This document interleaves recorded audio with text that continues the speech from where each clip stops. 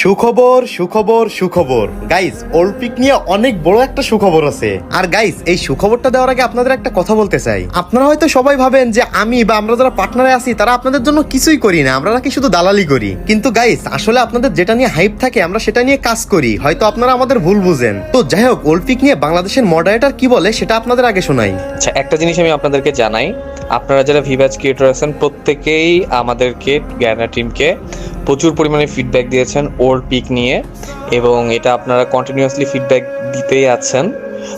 তো আমরা আপনাদের ফিডব্যাক নিয়েছি, আমরা আমাদের ডেভেলপার টিমকে জানাবো। এখন এটা ইমপ্লিমেন্ট করা বা না করা এই জিনিসগুলো সময়ের ব্যাপার।